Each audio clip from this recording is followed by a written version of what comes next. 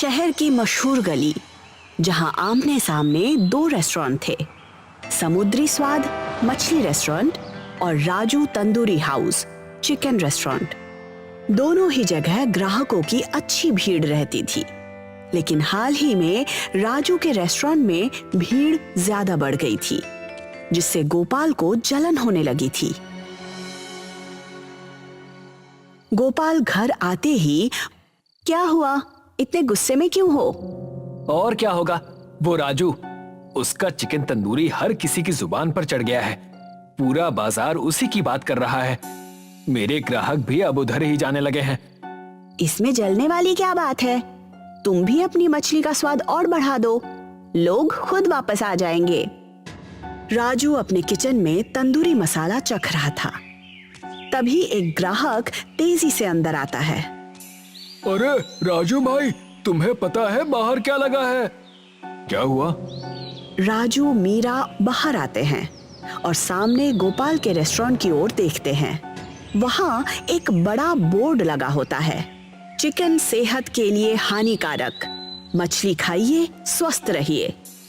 इस गोपाल की हिम्मत कैसे हुई? पहले सोचो, उसने ऐसा क्यों किया? क्यों करेगा? साफ है मेरा धंधा उससे अच्छा चल रहा है, इसीलिए जलन हो रही है। अब इसे सबक सिखाना पड़ेगा। पर यह सही तरीका नहीं होगा। तुम सिर्फ अपने स्वाद और सेवा पर ध्यान दो। नहीं मीरा, अगर वो ये खेल खेल सकता है तो मैं भी उसे दिखा दूंगा कि राजू किसी से कम नहीं। गोपाल अपने ग्राहकों से घिरा हुआ था। तभी सड़क के दूसरी तरफ हलचल होती है। गोपाल बाहर आता है और देखता है कि राजू ने अपने रेस्टोरेंट के बाहर एक और बड़ा बोर्ड लगवा दिया है। मछली में कांटे ही कांटे, असली स्वाद तंदूरी चिकन में है। अच्छा खेला राजू, लेकिन ये सिर्फ शुरुआत है। दूसरी तरफ राजू भी गोपाल को घूरता है। दोनों के बीच अब जंग का माहौल बन चुका था। गोपाल अपने रेस्टोरेंट में बैठा था। तभी उसका सबसे वफादार कर्मचारी रमेश अंदर आता है। मालिक, मैंने वो पता कर लिया जो आप जानना चाहते थे। क्या पता कर लिया? राजू अपने तंदूरी चिकन में जो मसाले डालता है वो कुछ खास होते हैं। अगर हमें वो सीक्रेट रेसिपी मिल जाए तो हम भी तंदूरी मछली बनाकर उसका मुकाबला कर सकते हैं।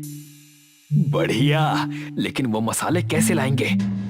मैंने सोचा है कि मैं राजू के रेस्टोरेंट में ग्राहक बनकर जाऊंगा और किचन में घुसने की कोशिश करूंगा। एक बार अंदर चला गया ना तो मसालों का राज भी खुल जाएगा। शाबाश रमेश, तुमने अगर ये काम कर दिया तो मैं तुम्हें इनाम दूंगा। उसे पूरा यकीन था कि अब वो राजू को मात दे देगा। राजू अपने किचन में मीट काट रहा था। तभी एक कर्मचारी दौड़ता हुआ अंदर आता है। मालिक, बाहर एक अजीब बात हो रही है। अब क्या हुआ? देखिए, अखबार में क्या छपा है। समुद्री स्वाद के मालिक गोपाल का दावा, चिकन सेहत के लिए नुकसानदायक। मीरा ये सब देखकर परेशान हो जाती है। राजू, मैं कह रही थी ना कि ये जंग गलत रास्ते पर जा रही है। अब कोई सही गलत नहीं बचा मीरा, अब ये जंग हमें जीतनी ही होगी। लेकिन अगर हम भी यही गलतियां करें जो गोपाल कर रहा है तो फिर फर्क क्या रहेगा? मीरा, अगर तुम्हें मेरे तरीके पसंद नहीं तो तुम इसमें मत पड़ो। मीरा चुप हो जाती है, लेकिन उसे कुछ अजीब महसूस होता है। उसे लगता है कि इस जंग में कुछ और भी हो रहा है, जिसका अभी तक किसी को पता नहीं है। रात का समय था। गोपाल अपने रेस्टोरेंट में बैठा अपने ग्राहक कम होने की शिकायत कर रहा था। तभी एक रहस्यमयी शख्स अंदर आता है। ये वो चालाक आदमी था जो दोनों रेस्टोरेंट की दुश्मनी का फायदा उठाने आया था। गोपाल जी, लगता है कि आपके रेस्टोरेंट की हालत कुछ खास अच्छी नहीं है। तुम्हें इससे क्या? मुझे इससे बहुत कुछ है साहब, क्योंकि मैं आपकी मदद कर सकता हूं और साथ ही राजू को भी बर्बाद कर सकता हूं। कैसे? अगर आप चाहें तो राजू के मसाले में ऐसी चीज मिला सकते हैं जिससे लोग बीमार पड़ जाएं। और जब लोगों को लगेगा कि उसका खाना खराब है तो वो आपके पास ही आएंगे। गोपाल ये सुनकर सोच में पड़ जाता है। दूसरी तरफ मीरा को पहले से ही इस रहस्यमयी आदमी पर शक था। वो इसे दूर से देख रही थी। वो तय करती है कि इस बारे में कुछ और पता लगाएगी। सुबह होते ही राजू अपने रेस्टोरेंट में बड़ा पोस्टर लगवाता है। समुद्री स्वाद में मिलावटी मछली बेची जा रही है। ये देखकर गोपाल आग बबूला हो जाता है। अब तो हद हो गई, मैं इसे आज खत्म करके ही दम लूंगा। बस कीजिए गोपाल, ये जंग दोनों की ही बर्बादी कर देगी। राजू, हमें ये सब बंद करना होगा। ये खेल खतरनाक हो रहा है। जब तक गोपाल सुधरेगा नहीं, मैं भी नहीं सुधरूंगा।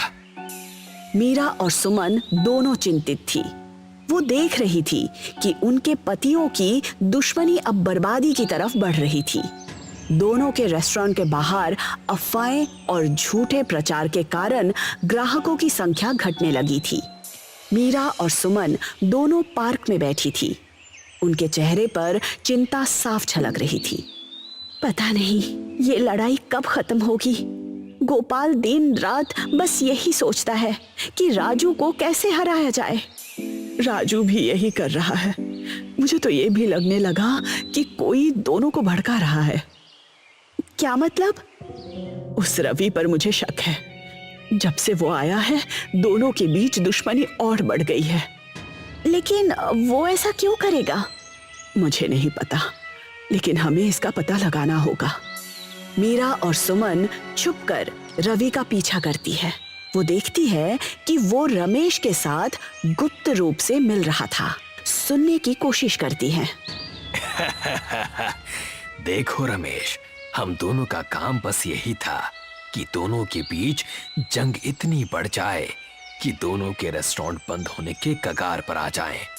और मैंने दोनों की दुश्मनी में आग लगाने का काम किया है। सही किया।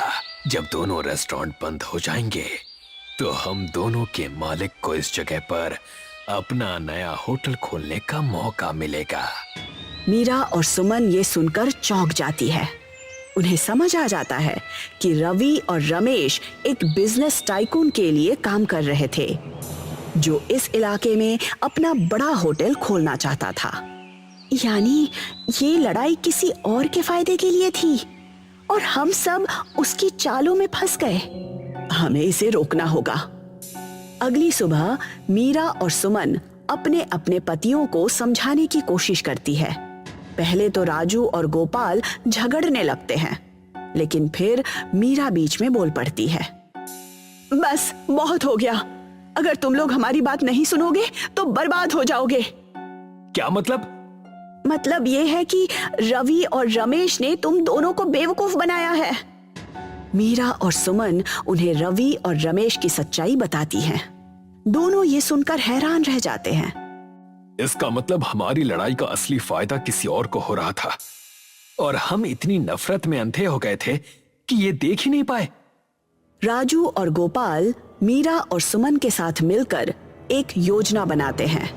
ये रवि और रमेश को बुलाते हैं और उसे लगता है कि उसकी साजिश कामयाब हो रही थी, लेकिन तभी पुलिस आ जाती है। तुम्हारी सारी सच्चाई हमारे सामने है। अब दोनों सीधे जेल जाओगे। पुलिस उन दोनों को पकड़कर ले जाती है। रवि और रमेश के पकड़े जाने के बाद गोपाल और राजू एक दूसरे को देखते हैं। अब और लड़ाई नहीं। हम दोनों अपने अपने रेस्टोरेंट चलाएंगे, लेकिन इज्जत और मेहनत से। बिल्कुल, कोई भी नफरत से नहीं जीत सकता। असली जीत स्वाद और मेहनत की होती है। सुमन और मीरा राहत की सांस लेती हैं। दोनों रेस्टोरेंट में फिर से रौनक लौटने लगती है और ग्राहकों की भीड़ बढ़ जाती है। अब दोनों एक दूसरे के प्रतिस्पर्धी तो हैं, लेकिन ईमानदारी के साथ। राधा का पति मोहन मजदूरी करता था।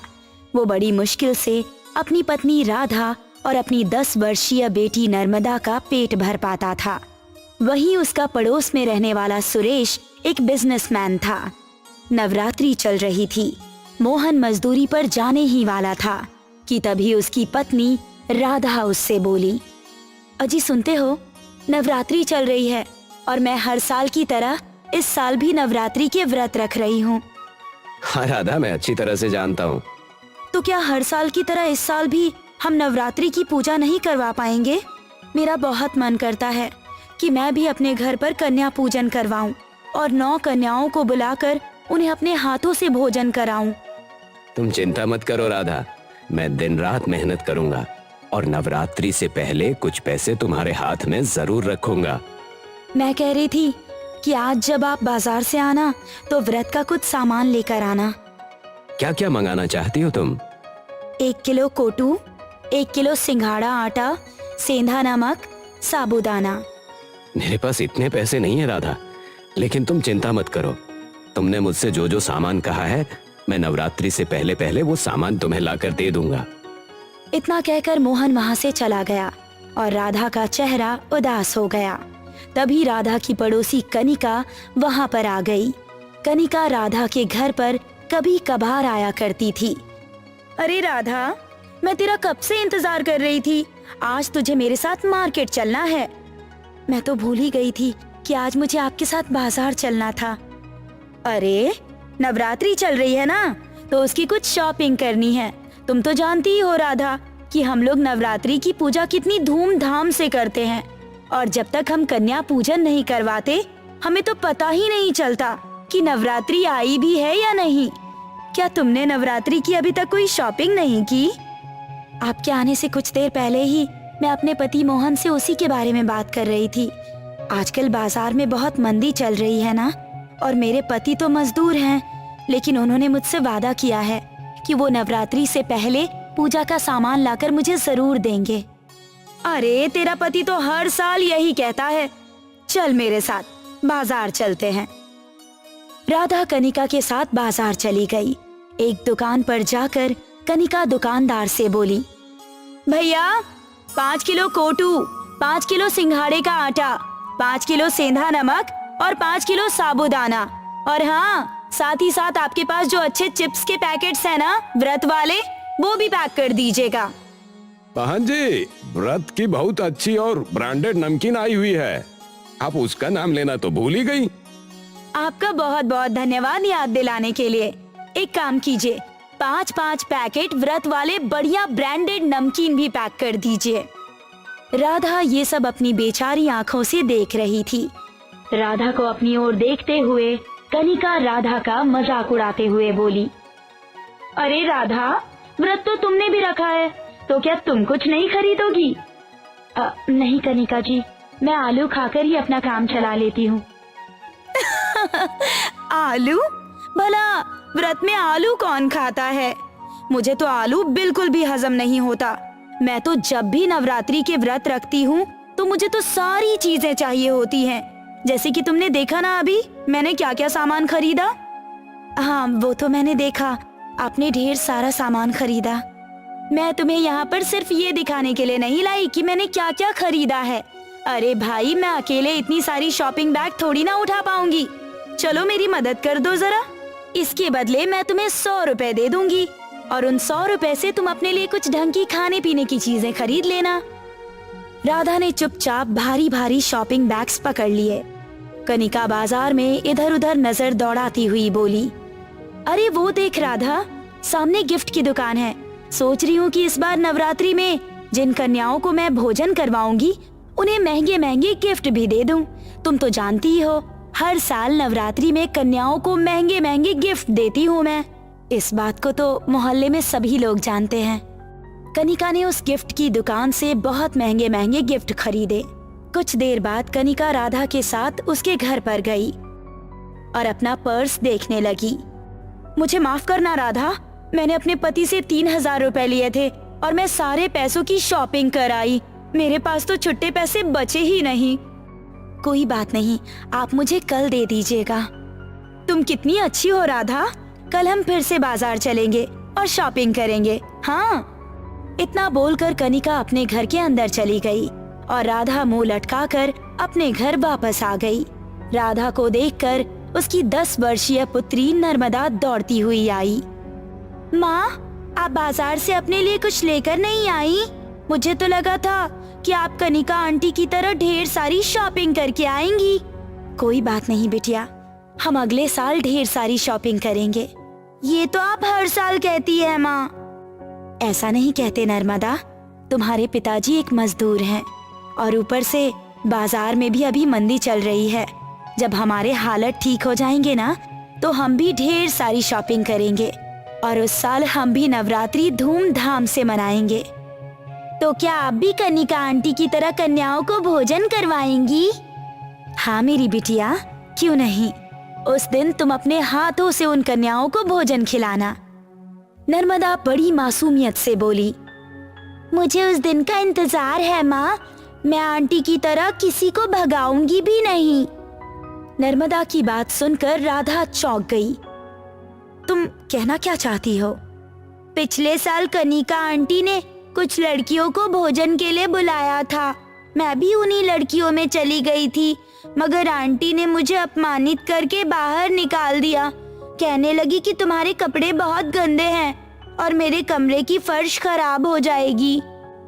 नर्मदा की बात सुनकर राधा की आंखों में आंसू आ गए।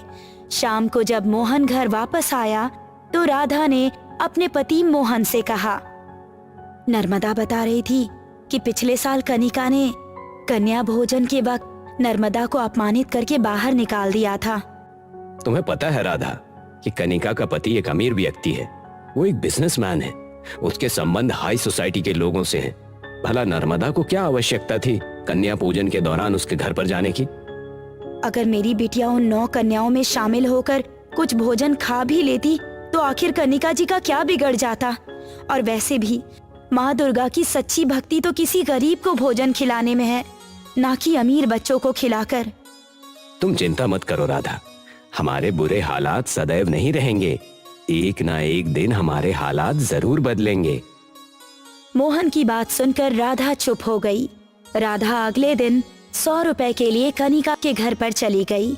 कनिका क्रोधित होती हुई राधा से बोली, इसीलिए मैं तुम्हें बाजार ले जाने में आनाकानी करती हूँ। राधा, तुम्हारे ऊपर 100 रुपए हैं, कोई लाख रुपए नहीं। अरे मैं कहीं भागी नहीं जा रही हूँ, अभी मेरे पास पैसे नहीं है। और सुनो, अब मुझे कभी भी पैसों के लिए मत टोकना। राधा मुंह लटकाकर चुपचाप चली आई। ऐसे ही 9वीं का दिन आ गया। कनिका ने धूमधाम से पूजा करवाई और साथ ही साथ 9 कन्याओं का भोज भी रखा। कनिका ने कन्याओं के लिए बहुत स्वादिष्ट भोजन तैयार करवाया था, जिसकी सुगंध बाहर तक आ रही थी। उस सुगंध को सूंघते हुए नर्मदा उन कन्याओं में शामिल हो गई, मगर हमेशा की तरह कनिका नर्मदा को अपने घर पर देखकर बुरा सा मुंह बनाती हुई बोली, 9 लड़कियां पूरी हो गई हैं नर्मदा, अब तुम जा सकती हो। लेकिन मैंने तो देखा अभी सिर्फ 7 ही लड़कियां हुई हैं। वो क्या है ना, 2 लड़कियां मेरी फ्रेंड की भी आने वाली हैं। अब अगर तुम इस भोज में शामिल हो जाओगी तो भला मैं उन्हें कहाँ बिठाऊंगी। और वैसे भी पिछले साल मैंने तुम्हें कहा था ना कि तुम्हारे कपड़े बहुत गंदे हैं, तो तुम्हारे पिता जब तक तुम्हारे ढंग के कपड़े नहीं बनवाते तब तक तुम यहाँ नहीं आ सकती हो। चलो अब तुम चली जाओ यहाँ से, ये भोजन तुम्हारे लिए नहीं है। नर्मदा के जाने के बाद सुरेश कनिका से बोला, तुमने बिल्कुल सही किया। अगर तुम इसे बाहर नहीं निकालती तो मैं इसे धक्के देकर बाहर निकाल देता। तुमसे कितनी बार कहा है कि तुम अपनी पड़ोसी राधा को मुंह मत लगाया करो। अजी, मैं फालतू में मुंह नहीं लगाती। अगर उसे मुंह लगाती हूँ तो उसके बदले बहुत सारा काम भी करवाती हूँ। नर्मदा मुंह लटकाकर रोती हुई अपने घर चली गई। नर्मदा को देखकर राधा समझ गई कि कनिका ने इस बार भी नर्मदा को कन्या भोज में शामिल नहीं किया। राधा नर्मदा को गले लगाती हुई बोली, देखो तुम्हारे पिताजी पूजा का सामान लेकर आए हैं, और वैसे भी माँ दुर्गा अच्छा भोजन और ढेर सारे कपड़ों से प्रसन्न नहीं होती। वो तो अपने भक्तों की भक्ति देखकर प्रसन्न होती हैं। सच कह रही हो माँ? हाँ नर्मदा, बिल्कुल सच कह रही हूँ। माँ दुर्गा अपने भक्तों के सच्चे मन से प्रसन्न होती हैं, और मैं अच्छी तरह से जानती हूँ कि तुम्हारा मन बहुत सच्चा है। इतना बोलकर राधा ने नर्मदा को गले लगा लिया और नर्मदा खुश हो गई। अगले दिन दशहरा था। दशहरे में सभी लोग रावण जलाने की तैयारी कर रहे थे। तभी मोहल्ले के एक व्यक्ति ने सुरेश से कहा, इस रावण को आग कौन लगाएगा? हर साल की तरह इस साल भी रावण को आग मैं लगाऊंगा। सुरेश ने रावण को आग लगाना चाहा, मगर लाख प्रयासों के बाद भी आग नहीं जली। ये देखकर सुरेश बहुत चिंतित हो गया। क्या हुआ सुरेश भाई? लगता है इस साल तुम्हारे हाथों बुराई का नाश नहीं होगा। मैं कोशिश करता हूँ। उस व्यक्ति ने भी रावण को आग लगाने की बहुत कोशिश की, मगर आग नहीं जली। थक हार कर सभी लोग परेशान हो गए कि कागज के रावण में आखिर आग क्यों नहीं लग रही है। तभी मासूम नर्मदा वहां पर पहुंच गई और सुरेश से बोली, अगर आप कहो तो मैं रावण को आग लगा सकती हूँ। एक बार इस छोटी बच्ची को भी प्रयास करने दो सुरेश भाई। हो सकता है जो चमत्कार हमसे नहीं हुआ इससे हो जाए। अगर तुम ऐसा कहते हो तो ठीक है। नर्मदा ने जैसे ही रावण को आग लगाई, रावण का पुतला जल उठा, मगर इसके साथ ही सुरेश के घर पर आग लग गई। अपने घर पर आग लगती देख सुरेश बुरी तरह से घबरा गया। जैसे जैसे रावण का पुतला जल रहा था, सुरेश का घर भी धुआं हो रहा था। सुरेश की पत्नी कनिका चीखती हुई बोली, अरे अरे मेरे घर में आग लग गई है, कोई बचाओ बचाओ, मेरी बेटी अंदर है। कनिका की बात सुनकर राधा दौड़ती हुई कनिका के घर के अंदर घुस गई और उसकी बेटी को बाहर निकाल कर ले आई। तभी सुरेश के मोबाइल पर उसके ऑफिस से फोन आया कि उसकी फैक्ट्री में भी आग लग गई है। सुरेश सड़क पर आ चुका था। तभी एक चमत्कार हुआ। अचानक वहां पर रंग बिरंगी किरणें फूटने लगी और माँ दुर्गा वहां पर प्रकट हो गई। माँ दुर्गा को देखकर सभी लोग उसके चरणों में गिर गए। ये तुम्हारे कर्मों की सजा है सुरेश और कनिका। तुमने कन्या भोज के दौरान एक गरीब बच्ची को अपमानित किया। तुम्हें धनवान रहने का कोई अधिकार नहीं। तुम्हें अपने पापों का प्रायश्चित करना होगा। इतना कहकर माँ दुर्गा वहां से गायब हो गई और सुरेश सड़क पर आ गया। राधा अपनी बेटी नर्मदा को लेकर घर आ गई कि तभी उसका पति मोहन खुश होता हुआ वहां पर आया। उसके साथ 9 बच्चियां थी। राधा, मैं इन 9 बेसहारा लड़कियों को यहाँ पर लेकर आया हूँ। हम इन्हें ही भोज कराएंगे। लेकिन आपके पास तो पैसे नहीं थे ना? मैं तुम्हें बताता हूँ राधा, मैं जिस जगह पर मजदूरी कर रहा था वहां पर मुझे सोने के सिक्कों का थैला मिला है। लगता है ये माँ दुर्गा का आशीर्वाद है। माँ दुर्गा ने हमारी सुन ली। राधा ने सारी घटना मोहन को बता दी। बुरे के साथ हमेशा बुरा होता है राधा। राधा उन 9 लड़कियों को अपने घर में बिठाकर खाना परोसने लगी और सारी कन्याएं अपना भोजन आनंदित होकर खाने लगी और उन्हें मिठाइयाँ और बहुत सारे कपड़े देने लगी। उस दिन के बाद मोहन का परिवार अमीर हो गया और सुरेश का परिवार गरीब हो गया और इसी के साथ बुराई की हार हुई और अच्छाई और सच्चाई की जीत। ये कहानी है आनंदपुर की। आनंदपुर की ज्यादातर जमीन ठाकुरों ने खरीदी थी। हरिया, ये ले तेरे पैसे। आज से ये जमीन मेरी। अब से इस जमीन पे खेती करने का तुझे किराया देना होगा। जी ठाकुर साहब। भोले भाले गांव वाले पैसों की जरूरत की वजह से अपनी जमीनें ठाकुरों को बेच रहे थे और ये बात कई लोगों को खल रही थी। उनमें से एक था संजीव। संजीव खुद एक किसान था और वो समझता था कि अपनी जमीन किसी और को सौंप देना क्या है। न जाने कब ये किसान समझेंगे कि उनकी जमीन ही उनका सब कुछ है। संजीव बड़बड़ाता हुआ घर आया। क्या हुआ पापा? और क्या हो सकता है, एक और किसान ने अपनी जमीन ठाकुर को बेच दी। किसने? हरिया ने। उनकी पत्नी की तबीयत बहुत खराब थी। पैसों की जरूरत की वजह से उसने अपनी जमीन बेच दी। हरिया काका भी? हाँ, गांव वालों के लिए ये ठाकुर बहुत अच्छे हैं। उनकी जमीन ही खरीदते हैं और उनकी उसी जमीन पर काम भी देते हैं किराए पे। लोग उन्हें भगवान समझ रहे हैं, पर ये असल में वो शैतान है, शैतान। हाँ पापा, सब ठाकुर लोग मतलबी होते हैं, वो अच्छाई का दिखावा करते हैं।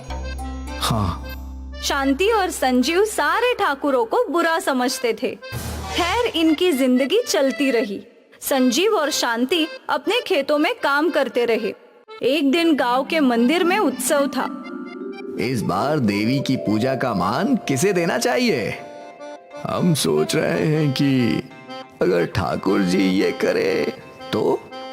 नहीं नहीं, हरगिज नहीं। वो इंसान गांव के किसानों को लूट रहा है और आप लोग उसे मान देना चाहते हैं। लेकिन संजीव, वो हमारी जमीन छीन थोड़ी ना रहे हैं। वो तुम्हारी मजबूरी का फायदा उठाकर सारे किसानों की जमीन हथिया रहा है। नहीं संजीव भैया, तुम बिल्कुल गलत सोच रहे हो। मेरे पापा बिल्कुल सही सोच रहे हैं। वो ठाकुर बहुत बुरे हैं। उन लोगों ने आप सभी को ठगा है। आप उन ठाकुरों की मक्कारी अभी नहीं समझ पाएंगे। मुखिया जी, इस बात को यहीं रोक देते हैं। इस साल ये मान आप ही उठाइए। देवी की पूजा आपके हाथों ही करनी उचित होगी। गांव वालों ने इस बात पर सहमति जताई और ये विवाद खत्म हुआ। इस दिन गांव वाले समझ गए कि संजीव और उसकी बेटी शांति ठाकुरों के खिलाफ थी। खैर समय बीता और सब अपने अपने कामों में मगन हो गए। एक दिन ठाकुर का बेटा शहर से गांव आया। वो सालों बाद गांव लौटा था, इसलिए गांव में घूमने चला गया। यहाँ उसकी नजर शांति पर पड़ी और पहली नजर में ही शांति उसे भा गई। मुनीम जी, वो लड़की कौन है? मुनीम जी ने गौर से देखा। वो शांति है, संजीव की लड़की। ठीक है। उसे देखने के बाद खुशी खुशी अपने घर गया। क्या बात है बेटा, बहुत खुश हो?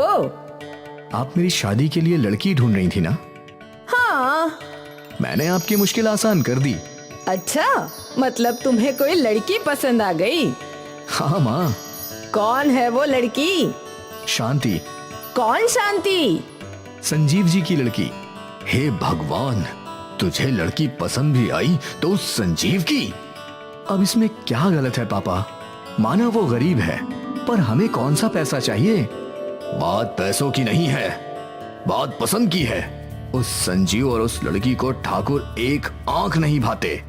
उसे लगता है कि हम सब के सब मक्कार हैं, भोले भाले किसानों की जमीन हथियाते हैं।